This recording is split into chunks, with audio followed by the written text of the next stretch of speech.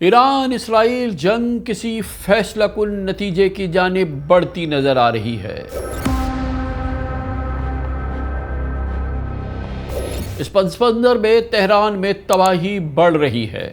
اسرائیلی جہریت اور امریکہ کے تیور سے لگ رہا ہے کہ اب ایران کو اپنے نیوکلیئر پروگرام کی مکمل تباہی یا ڈپلومیٹک سیز فائر میں سے کسی ایک کا انتخاب کرنا ہوگا۔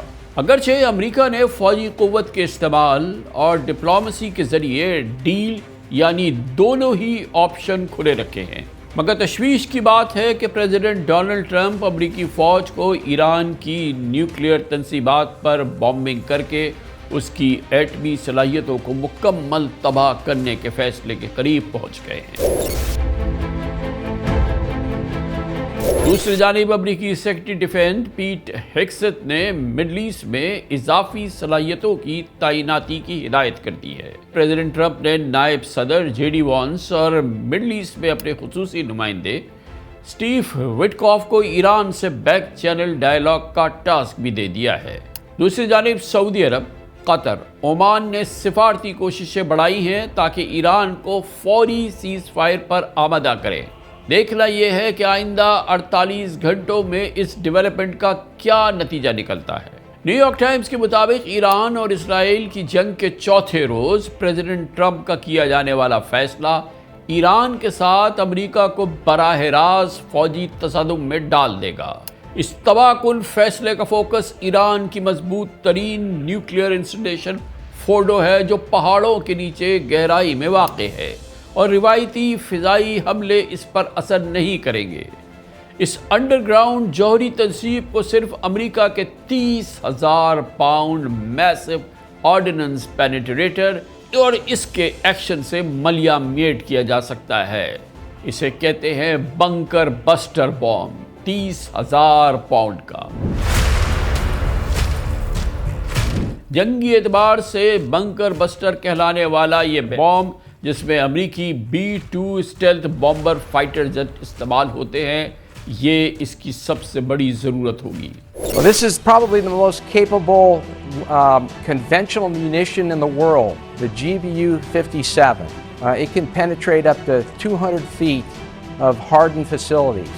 The problem in Fordo is that some of the facilities, I understand, and some of the centrifuges may be as deep as 300 feet. But nevertheless, this is a massive bomb. It delivers about 5,000 pounds of explosives, a 30,000 pound, and there's only one asset really in the world, the B-2 bomber, that can deliver this.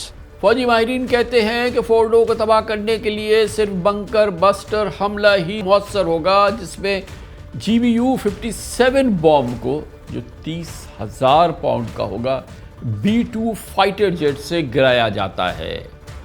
اس قوت کا بم اور یہ B-2 fighter jet صرف امریکہ کے پاس ہے۔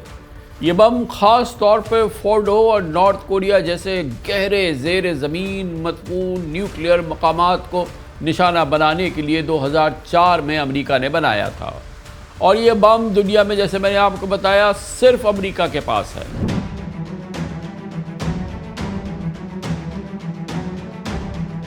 Pentagon نے گزشتہ 2 سالوں میں فورڈو پر ممکنہ حملے کی کئی ایکسرسائزز کی ہیں، جس سے یہ نتیجہ نکلا کہ صرف ایک بام کافی نہیں ہوگا، بلکہ کئی B-2 طیارے ایک ہی مقام پر پے در پے 30,000 پاؤنڈ کے یہ بم مسلسل گرائیں گے، تب وہ مطلوبہ تباہی حاصل ہوگی، جس سے یہ نیوکلیئر تنصیبات تباہ برباد ہو جائیں گی۔ ٹائمز آف اسرائیل کے مطابق ٹیل اویو نے نٹانز کے تنصیبات پر حملے میں تقریباً 15,000 سینٹریفیوج تباہ کر دیے ہیں، لیکن فورڈو تاحال محفوظ ہے۔ CIA کے سابق ڈائریکٹر لیون پینیٹا کا کہنا ہے کہ صرف امریکہ ہی ایران کے ان زیر زمین ایٹمی مقامات کو نشانہ بنا سکتا ہے، تباہ کر سکتا ہے۔ I hear two goals that are going to be frankly difficult to achieve unless the United States goes to war with Israel, which is not likely. But the fact is that to go after their nuclear capability, you've got to be able to go after these deeply buried facilities at Fordo that can only be attacked with bunker busting weapons that the United States has, and and be delivered by a B-2 bomber. So to totally be able to wipe out their nuclear capability is just not going to happen if it's left to Israel on their own. دراصل ایران کی nuclear site فورڈو strategic لحاظ سے Tehran کے uranium enrichment programme کا مرکز اور محفوظ علامت بن چکی ہے۔ اسرائیلی فضائی حملے اب تک ایران کی کئی فوجی تنصیبات کو نشانہ بنا چکے ہیں اور نٹانز، تبریز، خرم آباد اور ہمدان میں بیلسٹک میزائلز کی فیکٹریز اور ایئر بیسز کو بھی نشانہ بنایا گیا، مگر فورڈو تاحال محفوظ ہے اور اس کی یہی پروٹیکشن ویلیو امریکہ اور اسرائیل کے لیے تشویش کی بات بنی ہوئی ہے۔ خیال رہے کہ اسرائیلی وزیر اعظم نتنیاہو کئی امریکی صدور جیسے کہ بش، اوباما، بائیڈن اور اب ٹرمپ سے بنکر بسٹر بم مانگ رہے ہیں، مگر اب تک ان کی درخواست مسترد ہوئی ہے۔ لیکن حالیہ ہفتوں میں یہ معاملہ ٹرمپ اور نتنیاہو کی گفتگو میں بار بار اٹھایا گیا۔ سابق اسرائیلی وزیر دفاع یوآف گالانٹ نے CNN پر کھلے عام کہا کہ اب امریکہ کو یہ کام کرنا ہی ہوگا۔ The president said, it was 2003, he said, we will not allow Iran to possess nuclear weapon ever. And it was reiterated by all the American presidents up to President Trump. And I think that it's time to act. Time for action is now. President of the United States have an obligation to make sure that the world is free from Iran that possess nuclear weapon. The job have to be done by Israel, by the United States. اگرچہ 5ویں روز میں داخل ہونے والی اس جنگ میں ایران میں اسرائیل سے کئی گنا زیادہ تباہی مچی ہے، لیکن اسرائیل پہلی بار ایک بڑے پیمانے پر نقصانات کا سامنا کر رہا ہے۔ ٹائمز آف اسرائیل نے رپورٹ کیا ہے کہ حیفا میں ایرانی میزائل حملے میں پاور پلانٹس اور آئل ریفائنریز کو شدید نقصان پہنچا، جس کی وجہ سے انہیں بند کرنا پڑا۔ اسرائیلی وزیر اعظم نتنیاہو کا کہنا ہے کہ ایرانی سپریم لیڈر آیت اللہ علی خامنئی کو ٹارگٹ کیے جانے سے جنگ جلدی ختم ہو سکتی ہے۔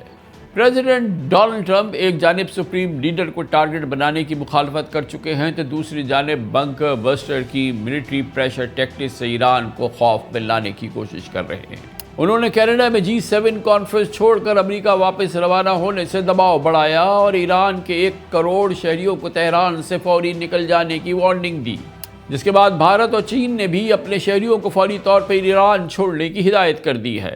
تاہم پریزیڈنٹ ٹرمپ نے G7 کانفرنس میں یہ بھی کہا کہ ان کے خیال میں ایران ڈیل کرنا چاہتا ہے۔ ٹرمپ نے یہ تک کہا کہ انہیں لگتا ہے کہ ایران مذاکرات کی میز پر آ چکا ہے۔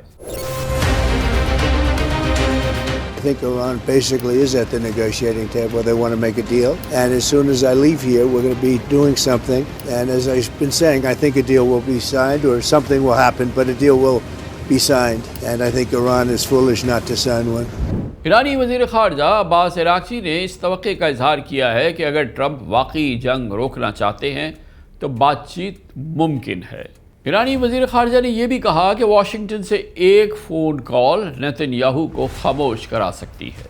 بلا شبہ اب سیز فائر کے لیے سفارتی کوششیں بہت ہو رہی ہیں اور تیز تر ہیں۔ آئندہ چند گھنٹے ناؤ اور نیور والی پوزیشن پر آ چکے ہیں۔ ایران نے رشیا، چائنا اور ترکیہ سے سفارتی تعاون کی درخواست کی، لیکن تہران کو مطلوبہ رد عمل نہیں ملا۔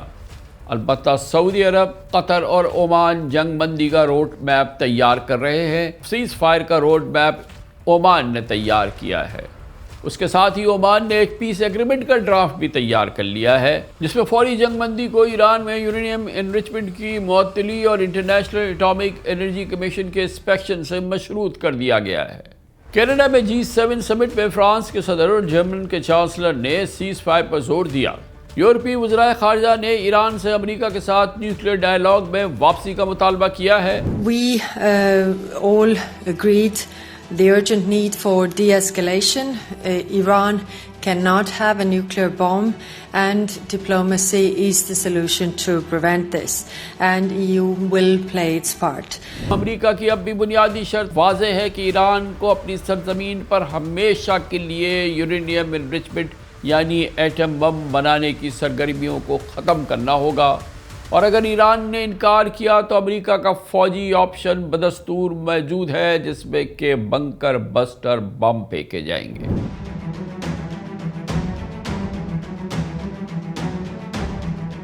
یقیناً جنگ کا تباہ کن نقشہ ایران کی جانی اور مالی نقصانات اور امریکہ کی اس کشیدگی میں ممکنہ براہ راست مداخلت انٹرنیشنل کمیونٹی سے سفارتی کوششیں تیز کرنے کا تقاضا کرتی ہیں۔ بظاہر اس انالیسز میں کافی وزن ہے کہ مکمل تباہی کے بجائے نیوکلیئر پروگرام بند کرنے میں ہی ایران کی عافیت ہوگی۔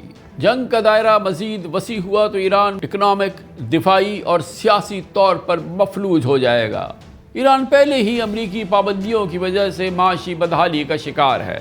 اسرائیل کے ساتھ جنگ اس کو مزید کئی سال پیچھے لے جائے گی۔ اگر سیز فائر کی ڈیل ہوتی ہے اور ایران اپنی نیوکلیئر ترجیحات سے پیچھے ہٹ جاتا ہے تو اس پر پابندیاں یعنی کہ سینکشنز نرم پڑ سکتی ہیں۔ پڑوسی خلیج ملکوں اور عالمی برادری سے ایران میں انویسٹمنٹ کے راستے کھل سکتے ہیں۔ تہران کی اکنامک ریکوری کا ایک سفر شروع ہو سکتا ہے۔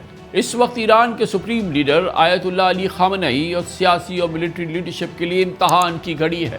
دیکھنا یہ ہے کہ ایران کی قیادت جنگی شعلوں کی راکھ پر نیوکلیئر پاور بننے کا فیصلہ کرتی ہے یا اپنے 9 کروڑ شہریوں کے جان و مال کی بقا اور بہتر مستقبل کو ترجیح دیتی ہے۔